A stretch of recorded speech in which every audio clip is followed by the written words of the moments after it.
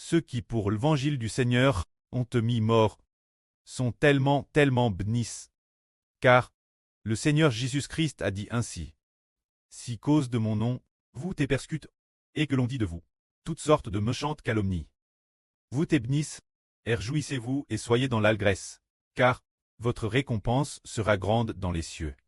Quiconque pour le nom du Seigneur et pour l'évangile est mis mort, est béni, car le Seigneur Jésus est devenu le Rédempteur de l'humanité. Pour son nom, ceux qui traversent des souffrances, il nous sauvera, afin que le moment venu, nous soyons appelés nous réveiller, pour finalement recevoir ce que le Seigneur Jésus-Christ donne, la récompense qu'il accorde. Madame notre Seigneur Jésus, lorsqu'il est venu dans le monde, tes destins très mi-mort, se dire le Seigneur Jésus-Christ, destin s'incarner, pour sauver l'humanité, et sauver le peuple de Dieu, de ses péchés. C'est pourquoi le Seigneur Jésus-Christ est aussi destin très mi-mort.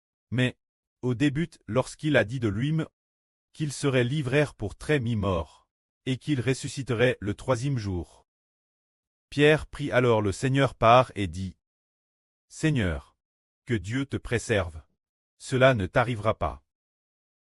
Alors, le Seigneur Jésus-Christ réprimanda Pierre en disant, Satan, passe derrière moi, car tes pensées ne sont pas les pensées de Dieu, mais celles des hommes. Puis, le Seigneur a dit, Si quelqu'un veut me suivre, qu'il se charge de sa croix et me suive. Le Seigneur Jésus-Christ est venu dans le monde. Il était vraiment destin entre mi-mort. Pourtant, lorsque l'épreuve du Seigneur fut terminée, le Seigneur dit, ou plutôt l'approche de l'épreuve, il dit, La femme, lorsqu'elle enfante, prouve de la tristesse, parce que son heure est venue. Mais, lorsqu'elle adonne le jour l'enfant, elle ne se souvient plus de la souffrance, parce que, au contraire du fait qu'elle a mis un enfant au monde, elle se réjouit. Notre Seigneur Jésus, après s'être ressuscité des morts, a vu le fruit du travail de son mœur, et saine et rassasie. Par son travail, lorsque les temps seront accomplis, le Seigneur Jésus-Christ obtiendra 144 zourozoro enfants, pour atteindre le royaume des cieux, devenant ses enfants. Devenant son épouse, il a aussi obtenu le frère Ashbert, pour trait son fils, et le frère Ashbert, imitant son modèle, a également mis mort, et a gagné encore plus de personnes.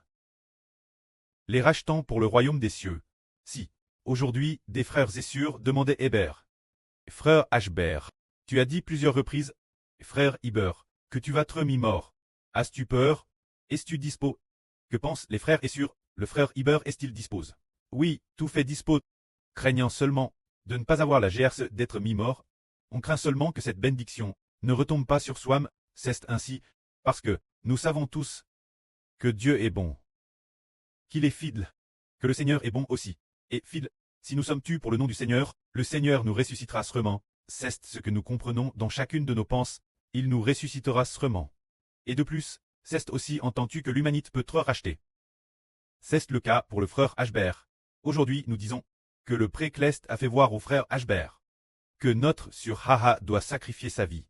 Alors la Surha le veut-elle? Elle devrait le vouloir. Parce que, si nous ne mourrons pas tous pour l'évangile, soit nous mourrons de vieillesse, soit de maladie, soit de famine, soit de peste, soit de guerre, soit de toutes sortes de causes. De toute façon, nous devons tous mourir. Mais, si nous mourrons pour l'évangile, alors notre mort a de la valeur.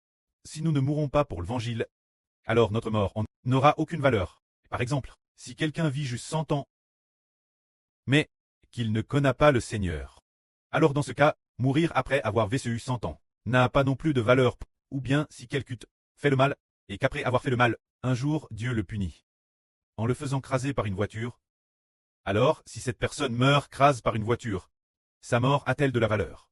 Sa mort sera-t-elle enregistre au ciel en disant, pour l'évangile, il a enduré tant de peine? Absolument pas. Ou si quelqu'un ne connaît pas le Seigneur, est séduit par le gouvernement du monde de Satan, s'engage dans l'arme, va sur le champ de bataille, et que sur le champ de bataille, il est par l'adversaire, tue dans un bombardement ennemi, son sacrifice sera-t-il commore par le Seigneur Jésus-Christ? Il ne sera pas commore par le Seigneur. Seul le sacrifice pour le nom du Seigneur est tellement béni. Que la gloire soit auprès et au Seigneur. Amen.